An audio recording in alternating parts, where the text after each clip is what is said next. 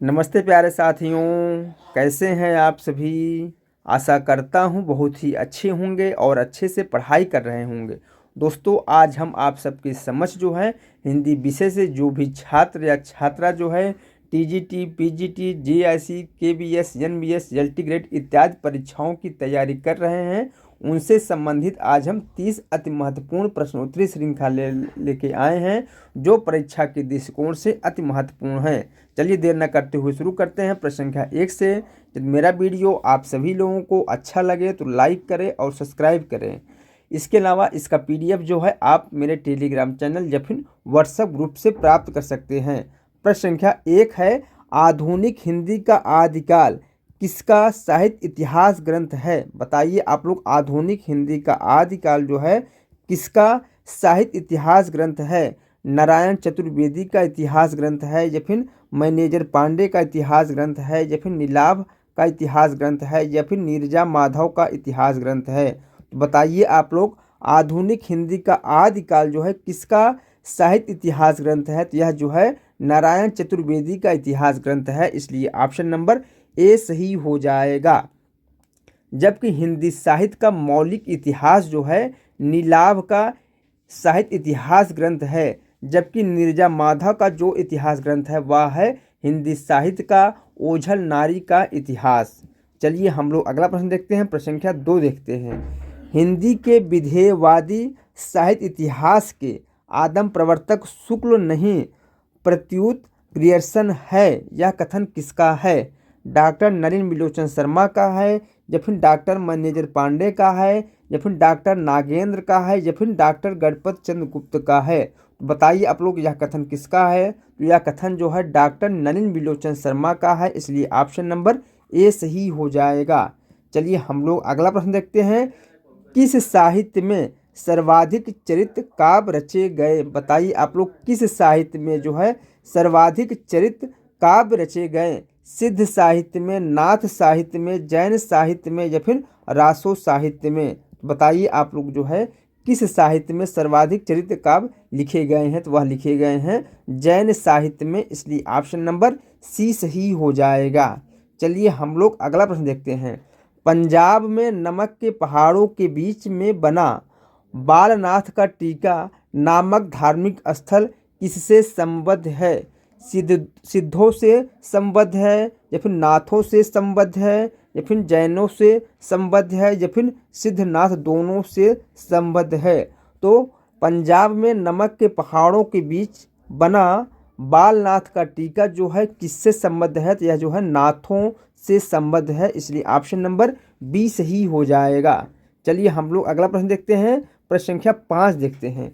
किस कवि ने भक्ति, श्रृंगार और वीर तीनों विषयों पर अधिकार पूर्वक लिखा है। भूषण कवि ने लिखा है, या फिर पद्माकर ने लिखा है, या फिर सूरत मिश्र ने लिखा है, या फिर मतिराम ने लिखा है। तो बताइए आप लोग जो है इनमें से कौन से एक कवि ने भक्ति, श्रृंगार और वीर तीनों विषयों पर अधिकार पूर्वक लिखा है। तो वह है पद्माकर, ऑप्शन नंबर बी सही हो जाएगा। चलिए हम लोग अगला प्रश्न देखते हैं। दोआब किस लेखक की कृति है। बताइए आप लोग, दोआब जो है किसकी रचना है। नागार्जुन की रचना है, या फिर शमशेर बहादुर सिंह की रचना है, या फिर देवी शंकर अवस्थी की रचना है, या फिर विद्यानिवास मिश्र की रचना है। तो दोआब जो है शमशेर बहादुर सिंह की रचना है, इसलिए ऑप्शन नंबर बी सही हो जाएगा। चलिए हम लोग अगला प्रश्न देखते हैं। प्रश्न संख्या 7 देखते हैं। आधुनिकता के बारे में 3 अध्याय किसकी कृति है। डॉक्टर नामवर सिंह की है, या फिर निर्मला जैन की है, या फिर डॉक्टर धनंजय वर्मा की है, या फिर डॉक्टर नागेंद्र की है। तो बताइए आप लोग, आधुनिकता के बारे में 3 अध्याय यह किसकी रचना है। तो यह जो है डॉक्टर धनंजय वर्मा की रचना है, इसलिए ऑप्शन नंबर सी सही हो जाएगा। चलिए हम लोग अगला प्रश्न देखते हैं। मिश्र बंधुओं के अनुसार ब्रजभाषा का सर्वप्रथम हिंदी कविता में प्रयोग किसने किया। बताइए आप लोग, मिश्र बंधुओं के अनुसार जो है ब्रजभाषा का सर्वप्रथम हिंदी कविता में प्रयोग किसने किया। पुष्कर ने किया, या फिर सारंगधर ने किया, या फिर हेमचंद ने किया, या फिर जो इंदु ने किया। तो इसमें जो ऑप्शन सही हो जाएगा, मिस्र बंधुओं के अनुसार जो है ब्रजभाषा का सर्वप्रथम हिंदी कविता में प्रयोग जो है सारंगधर ने किया, इसलिए ऑप्शन नंबर बी सही हो जाएगा। कौन सा? ऑप्शन नंबर बी सही हो जाएगा। चलिए हम लोग अगला प्रश्न देखते हैं। कवि की अनुभूति का साधारणीकरण किसने माना है? डॉक्टर नागेंद्र ने माना है, या फिर आचार्य रामचंद्र शुक्ल ने माना है, या फिर अभिनव गुप्त ने माना है, या फिर बाबू श्याम सुंदर दास ने माना है? बताइए आप लोग, कवि की अनुभूति का साधारणीकरण जो है किसने माना है? तो डॉक्टर नागेंद्र जी ने माना है, इसलिए ऑप्शन नंबर ए सही हो जाएगा। चलिए हम लोग अगला प्रश्न देखते हैं। किस पत्रिका में प्रगतिवादी आंदोलन का विरोध हुआ था? बताइए आप लोग जो है, किस पत्रिका में प्रगतिवादी आंदोलन का विरोध हुआ था? चांद पत्रिका में, या फिर सरस्वती पत्रिका में, या फिर विशाल भारत पत्रिका में, या फिर हंस पत्रिका में? इसमें जो ऑप्शन सही हो जाएगा, प्रगतिवादी आंदोलन का विरोध जो है किस पत्रिका में हुआ था? विशाल भारत पत्रिका में हुआ था, इसलिए ऑप्शन नंबर सी सही हो जाएगा। तो आप लोग मुझे कमेंट करके बताइएगा विशाल भारत के प्रथम संपादक कौन थे, और यह जो है किस सन ईस्वी से निकलना प्रारंभ हुआ। चलिए हम लोग अगला प्रश्न देखते हैं। प्रश्न संख्या 11 देखते हैं। अंधा युग किस नाट्य विधा के अंतर्गत आता है? बताइए आप लोग, अंधा युग जो है किस नाट्य विधा के अंतर्गत आता है? गीत नाट्य विधा के अंतर्गत, या फिर नाटक विधा के अंतर्गत, या फिर रूपक विधा के अंतर्गत, या फिर प्रहसन विधा के अंतर्गत? तो अंधा युग किसका नाटक है? तो अंधा युग जो है मोहन राकेश का नाटक है। यह जो है गीत नाट्य है, इसलिए ऑप्शन नंबर ए सही हो जाएगा। चलिए हम लोग अगला प्रश्न देखते हैं। प्रश्न संख्या 12 देखते हैं। किस कवि का वास्तविक नाम जो है सिमुख था? बताइए आप लोग जो है, किस कवि का वास्तविक नाम जो है सिमुख था? बाणभट्ट का वास्तविक नाम था, या फिर शूद्रक का वास्तविक नाम था, या फिर विशाख दत्त का वास्तविक नाम था, या फिर भवभूत का वास्तविक नाम था? तो शूद्रक का वास्तविक नाम जो था वह था सिमुख, इसलिए ऑप्शन नंबर बी सही हो जाएगा। चलिए हम लोग अगला प्रश्न देखते हैं। ध्रुपद गायन का संबंध जो है किस भाषा से है? बताइए आप लोग, ध्रुपद गायन का संबंध जो है किस भाषा से है? ब्रज भाषा से है, या फिर अवधी से है, या फिर बांग्ला से है, या फिर भोजपुरी से है? तो ध्रुपद गायन का संबंध जो है अवधी भाषा से है, इसलिए ऑप्शन नंबर बी सही हो जाएगा। चलिए हम लोग अगला प्रश्न देखते हैं। रसानुभूति के संदर्भ में उत्पत्तिवाद सिद्धांत के जनक कौन है? बताइए आप लोग, रसानुभूति के संदर्भ में उत्पत्तिवाद सिद्धांत के जनक कौन है? अभिनव गुप्त हैं, या फिर पाणिनि हैं, या फिर भरतमुनि हैं, या फिर भट्टलोलट हैं? तो रसानुभूति के संदर्भ में उत्पत्तिवाद सिद्धांत के जनक जो है भट्टलोलट हैं, इसलिए ऑप्शन नंबर डी सही हो जाएगा। चलिए हम लोग अगला प्रश्न देखते हैं। सर्वप्रथम जो है किस आलोचक ने अपने किस ग्रंथ में देव बड़े हैं कि बिहारी विवाद को जन्म दिया? मिश्र बंधुओं ने अपने ग्रंथ हिंदी में, या फिर पद्म सिंह शर्मा ने अपने ग्रंथ बिहारी सतसई की भूमिका में, या फिर कृष्ण बिहारी मिश्र ने अपने ग्रंथ देव और बिहारी में, या फिर लाला भगवान दीन ने अपने ग्रंथ बिहारी और देव में? इसमें जो ऑप्शन सही हो जाएगा, सर्वप्रथम जो है कृष्ण बिहारी मिश्र ने अपने ग्रंथ देव और बिहारी में देव बड़े हैं कि बिहारी विवाद को जन्म दिया था, इसलिए ऑप्शन नंबर सी सही हो जाएगा। चलिए हम लोग अगला प्रश्न देखते हैं। प्रश्न संख्या 16 देखते हैं। किस प्रसिद्ध हिंदी साहित्यकार ने शेक्सपियर के 12 नाटकों का हिंदी भाषा में अनुवाद किया था? रामविलास शर्मा ने, जयशंकर प्रसाद ने, या फिर रांगे राघव ने, या फिर मन्नू भंडारी ने? बताइए आप लोग, इनमें से कौन सा ऑप्शन सही हो जाएगा? जिसने हिंदी साहित्य ने कार जो है वह है कौन? रांगे राघव ने शेक्सपियर के 12 नाटकों का हिंदी भाषा में अनुवाद किया था, जिसके कारण जो है इन्हें जो है हिंदी का शेक्सपियर कहा जाता है। किसे? रांगे राघव को, इसलिए ऑप्शन नंबर सी सही हो जाएगा। चलिए हम लोग अगला प्रश्न देखते हैं। वर्णों में संधि हो जाने से नई वाक्य की रचना होती है, या फिर नया स्वर बनता है, या फिर नया वर्ण प्रयुक्त होता है, या फिर नई ध्वनि बनती है? बताइए आप लोग जो है, वर्णों में संधि हो जाने से नई ध्वनि बनती है, इसलिए ऑप्शन नंबर डी सही हो जाएगा। चलिए हम लोग अगला प्रश्न देखते हैं, प्रश्न संख्या 18 देखते हैं। हिंदी को संघ की राजभाषा बनाने का जो प्रस्ताव संसद में पारित हुआ उसके प्रस्तावक थे पंडित जवाहरलाल नेहरू थे, या फिर राजर्षि पुरुषोत्तम दास टंडन थे, या फिर राजगोपालचारी थे, या फिर श्री गोपाल स्वामी अयंगर थे। तो बताइए आप लोग जो है हिंदी को संघ की राजभाषा बनाने का जो प्रस्ताव जो है संसद में पारित हुआ उसके प्रस्तावक कौन थे? तो उसके प्रस्तावक जो है श्री गोपाल स्वामी अयंगर थे, इसलिए ऑप्शन नंबर डी सही हो जाएगा। चलिए हम लोग अगला प्रश्न देखते हैं। लिखित भाषा में विचारों को कैसे व्यक्त करते हैं? बताइए आप लोग लिखित भाषा में जो है विचारों को कैसे व्यक्त करते हैं? संकेतों द्वारा, या फिर बोलकर, या फिर लिखकर, या फिर सुनकर। तो बताइए आप लोग जो है लिखित भाषा में विचारों को कैसे व्यक्त करते हैं? तो लिखित भाषा में विचारों को लिखकर व्यक्त करते हैं, इसलिए ऑप्शन नंबर सी सही हो जाएगा। कौन सा? ऑप्शन नंबर सी सही हो जाएगा। इसमें जो है एक व्यक्ति जो है लिखकर अपने विचारों को प्रकट करता है, जबकि दूसरा व्यक्ति जो है पढ़कर उसकी बात को या विचार को समझता है। चलिए हम लोग अगला प्रश्न देखते हैं, प्रश्न संख्या 20 देखते हैं।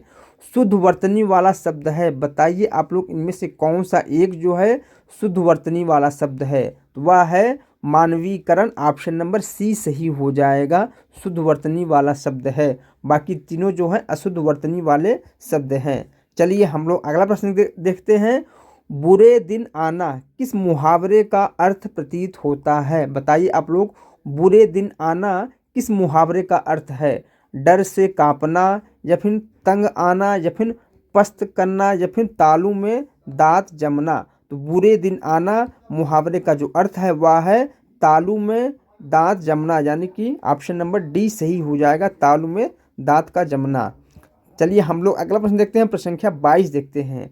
कजरी लोक साहित्य की किस विधा के अंतर्गत आती है? लोकगीत के अंतर्गत आती है, या फिर लोक कथा के अंतर्गत आती है, या फिर लोक गाथा के अंतर्गत आती है, या फिर लोकोक्ति के अंतर्गत आती है? तो बताइए आप लोग जो है कजरी जो है लोक साहित्य की किस विधा के अंतर्गत आती है? तो यह जो है लोकगीत के अंतर्गत आती है, इसलिए ऑप्शन नंबर ए सही हो जाएगा। कजरी जो है उत्तर प्रदेश का प्रसिद्ध जो है लोकगीत है। चलिए हम लोग अगला प्रश्न देखते हैं। प्लेटो ने कवि को क्या माना है? बताइए आप लोग जो है प्लेटो ने कवि को क्या माना है? अनुकर्ता माना है, या फिर कर्ता माना है, या फिर अभिकर्ता माना है, या फिर निर्माता माना है? तो प्लेटो ने कवि को अनुकर्ता माना है, इसलिए ऑप्शन नंबर ए सही हो जाए। कौन सा? ऑप्शन नंबर ए सही हो जाएगा। चलिए हम लोग अगला प्रश्न देखते हैं। हिंदी साहित्य के रसवादी आचार्य हैं, बताइए आप लोग हिंदी साहित्य के रसवादी आचार्य कौन हैं? राजशेखर हैं, डॉक्टर नागेंद्र हैं, या फिर आनंदवर्धन हैं, या फिर क्षेमेंद्र हैं? तो हिंदी साहित्य के रसवादी आचार्य जो है डॉक्टर नागेंद्र हैं, इसलिए ऑप्शन नंबर बी सही हो जाएगा। चलिए हम लोग अगला प्रश्न देखते हैं। हिंदी की रस रीति परंपरा का प्रस्थान ग्रंथ कौन सा है? बताइए आप लोग हिंदी की रस रीत परंपरा का जो प्रस्थान ग्रंथ है वह कौन सा है? रसिक प्रिया है, या फिर हित रंग तरंगड़ी है, या फिर रस पीयूष निधि है, या फिर रस रत्नाकर है? तो बताइए जो है आप लोग हिंदी की रस रीत परंपरा का प्रस्थान ग्रंथ कौन सा है? वह है रसिक प्रिया, ऑप्शन नंबर ए सही हो जाएगा। रसिक प्रिया किसकी रचना है? तो रसिक प्रिया जो है केशव दास की रचना है। चलिए हम लोग अगला प्रश्न देखते हैं। प्रगतिवाद का दार्शनिक आधार क्या है? बताइए आप लोग प्रगतिवाद का दार्शनिक आधार क्या है?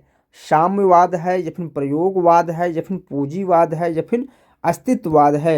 तो प्रगतिवाद का दार्शनिक आधार जो है साम्यवाद है, यानी कि ऑप्शन नंबर ए सही हो जाएगा। साम्यवाद को जो है मार्क्सवाद भी कहते हैं। चलिए हम लोग अगला प्रश्न देखते हैं, प्रश्न संख्या 27 देखते हैं।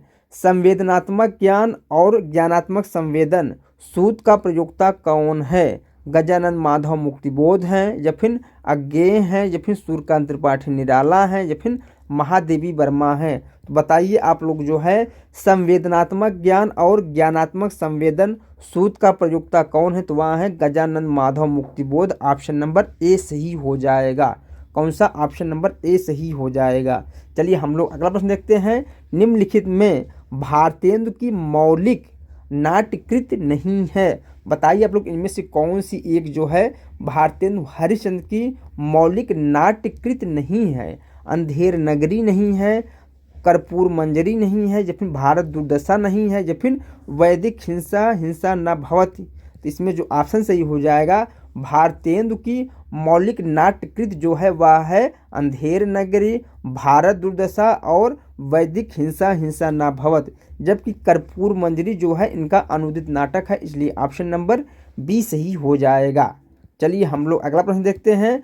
सुहाग बिंदी और ययाति नाटकों के रचनाकार कौन है? बताइए आप लोग सुहाग बिंदी और ययाति किसका नाटक है? उदय शंकर भट्ट का नाटक है, या फिर धर्मवीर भारती का नाटक है, या फिर गोविंद बल्लभ पंत का नाटक है, या फिर हरकृष्ण प्रेमी का नाटक है?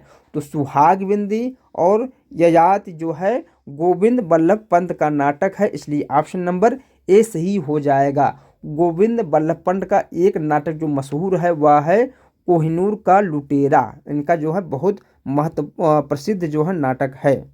चलिए हम लोग अगला प्रश्न देखते हैं। प्रश्न संख्या 30 देखते हैं और इस वीडियो का लास्ट प्रश्न देखते हैं। किसने किससे कहा? यह जो है किस उपन्यास का, मैला आंचल का उपन्यास का एक कथन है। किसने और किससे कहा? मैं फिर काम शुरू करूँगा यहीं इसी गांव में, मैं प्यार की खेती करना चाहता हूँ आंसू से भीगी हुई धरती पर, प्यार के पौधे लहलहाएंगे, मैं साधना करूँगा। बताइए आप लोग यह कथन जो है किसने किससे कहा था? तो यह कथन जो है डॉक्टर प्रशांत ने ममता से कहा था, इसलिए ऑप्शन नंबर सी सही हो जाएगा। ठीक दोस्तों, मेरा यह वीडियो यहीं समाप्त हो रहा है। मिलते हैं नेक्स्ट वीडियो में, तब तक जय हिंद जय भारत।